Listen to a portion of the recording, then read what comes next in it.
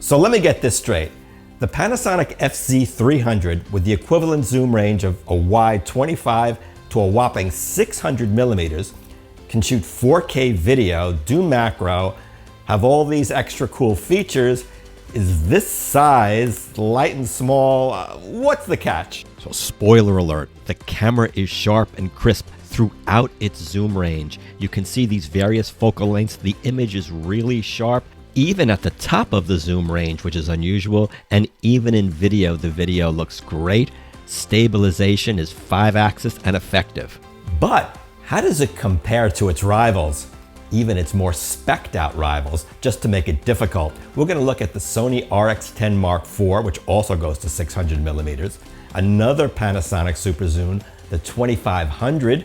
We're also gonna do, just for giggles, the Panasonic top of the line Micro Four Thirds, the Lumix GH6 with a 600 millimeter equivalent lens. Whoa boy, this is gonna get interesting. We're also going to take this camera out into the real world, show you lots of photo and video examples, plus on a photo shoot. So we'll find out if this camera is too good to be true, or if it's really for you. Hey, that rhymes.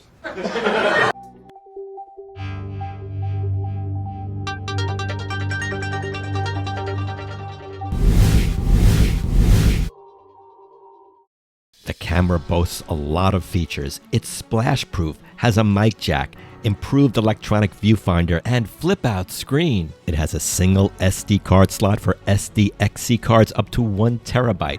You've got 4K photo, high-speed video for slow motion, and time-lapse. It can even do live streaming. Try that at home. Almost forgot, a built-in flash. But the best feature is that 600 millimeter zoom. So let's say you want 600 millimeters on a full frame camera. I know it's not the same thing, but just to give you an idea of what that would cost and how much it would weigh. Yeah, so you better be pretty rich to afford that. And also, based on how much it would weigh with that aperture and telephoto zoom, you better go to the gym too. It's a real heavyweight. And speaking of heavyweights, now let's take the FZ300 against the other heavyweights in the group and see how it does. I'm going to be using JPEGs straight out of the camera. No processing. I have set the picture profiles all to flat, even though, like on the RX10 Mark IV, I like to bump up the saturation and sharpness a little bit to get a better image. I'm also going to use programmed auto mode for the pictures. I'm not going to screw around with shutter speed or aperture. I'm basically going to do what the camera wants it to do. They have a mind of their own. Okay, first up is the FZ300 at full zoom. And here it is at 480, and we're going to use it at 480 because that's the maximum that the FZ2500 could go, and here is that camera at 480. Back to the FZ300 so you can compare the two images. The FZ2500 has a bigger 1-inch sensor, mind you, and so does the RX10 Mark IV, and here is that camera at 480 compared to the FZ300 at 480.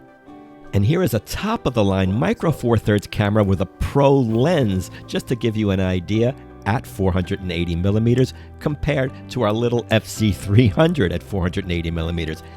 So here they all are together, and mind you, the FZ300 is by far the smallest and least expensive in the group. Does it look the worst? I was kind of surprised how close these guys are. Okay, let's look at full zoom now, because a lot of times at full zoom, the lenses break down a bit. So here's the FZ300, and here is the RX10 Mark IV at its full zoom, 600 millimeters. And here is the GH6 at 600 millimeters. One thing you will notice more than anything is the exposure difference. FZ300 seems to go a little bit brighter. Now I noticed this after the test, so I decided to, in post-production, lower the exposure a bit on the FZ300 to approximate the look of the other cameras, and they do look a lot closer. Now you can always do an exposure compensation while you're out shooting, but as I said, I just let the cameras do their thing when I made this test. Let's do something very similar now. The flower was in the sun. I'm going to take a shot of this air conditioning voltage meter, which is in the shadow. But there's a lot more detail there, so let's take a look. If you can, try to watch this on a 4K TV so you can really appreciate the differences in the detail. Let's start with the most expensive camera, the GH6, at 480 millimeters, and then we're going to switch to the 1-inch sensor FZ2500 at 480 millimeters, and then the FZ300, the smallest sensor. Look how much sharper it actually looks than the 2500. That was surprising. Back to the GH6 at 480 millimeters to compare it, and here is the RX10 Mark IV. Looks very good, again darker as well. And here's the FZ300. Once again, this exposed a bit brighter. Now let's crop in to really pay attention to the detail. There's the RX10 Mark IV. I think the RX10 Mark IV looks a little sharper, but if you look in the real world situations, the FZ300 has no issue with sharpness and contrast and punch and overall image quality. You even get some nice background blur at full zoom. Now we're going to go into the quote real world, show you some street photography and model photography, all with the FZ300.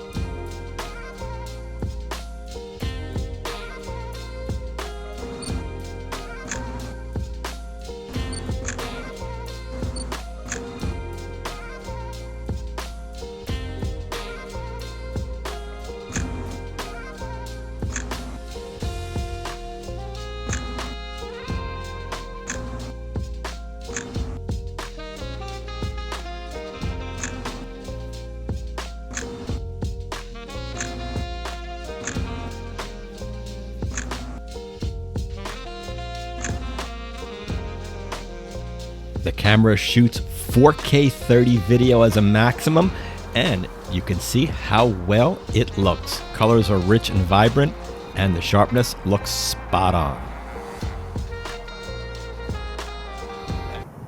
I guess you could say you really can have a ball with this camera, admiring all the detail and marveling how much detail you get at the full telephoto and the incredible zoom range going all the way back to wide. But come on, you're not going to use the camera to shoot static objects. You're going to want to shoot wildlife or something more interesting.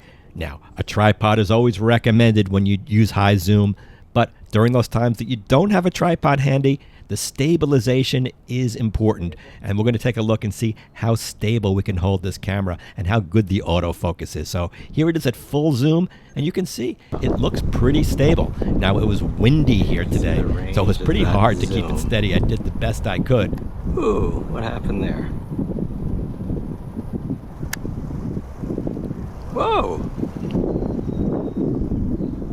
Whoa, that guy's fast. Oh! Whoa! Whoa! Whoa! Can the autofocus keep up? Can I keep up? Man, that sucker is fast. Whoa! Well, the camera's even good for slow-moving subjects like this rabbit. I've never seen a rabbit so quiet and didn't move. I don't know if he was sick or something, but it gave me an opportunity to really see the detail in his fur.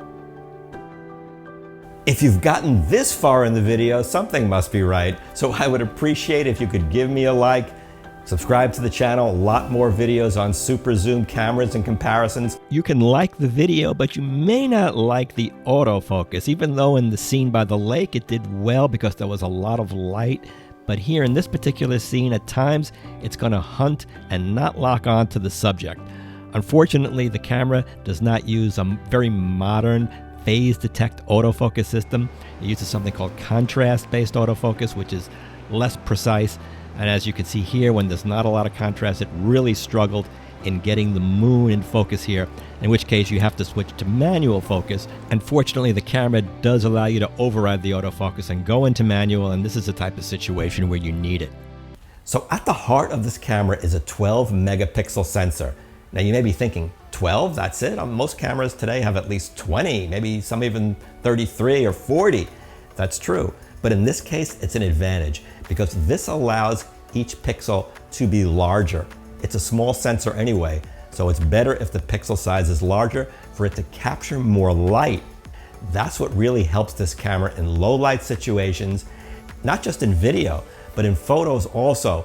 If you have a faster aperture, you don't have to crank your ISO, which increases grain, makes the image softer. So the whole package really makes for a better shooting experience. So let's compare the FZ300 with another Panasonic super zoom camera, the FZ80, which I also reviewed in a low light situation. Okay, this is in a very dark room with the lights out. This is the FZ300, and we're going to really stress the camera by going full zoom. Now, the FZ300 is not that stressed because it's the same aperture even at full zoom, but the autofocus is stressed. You can see it was having trouble. Finally, it did lock on. So now let's compare this 2.8 aperture with the FZ80's maximum aperture of around 5.9 in this range, and you can see that it's way darker, way grainier. I mean, it is literally like night and day, and that's why the FZ300 is so special. 600 millimeters. So let's get back to our original question. The FZ300, is it too good to be true? Well, while there are a lot of positives, which I mentioned, there are some negatives as well. While it does record good 4K and 1080p video, you're still limited to that 30-minute record limit, so you gotta watch out for that. It's a finicky autofocus that only uses 49 points, so it's not always precise. When you half press the shutter button and you're looking through the viewfinder, the image appears to go out of focus. It doesn't really, but it's distracting and annoying. And the fragile HDMI output won't output to an external monitor while you're recording internally, and there's no USB charging, so you do need an external charger for that. But to me, these are not really deal breakers. It's still a great camera overall. This camera really took me by surprise. Before I reviewed it, I didn't know what to expect, but really was pleasantly surprised in how well it performed, and especially how well it held up to its more spec'd out rivals like the RX10 Mark IV. I'll tell you, if you're looking for a super zoom camera and you want something really portable, especially compared to the competition, you may want to consider the FZ300. It won't break the bank, and it won't break your arm either. Thanks very much for watching. Please like, subscribe. Tech to remember, where old tech meets new tech. A lot more videos on super zooms on the way. See you in the next one.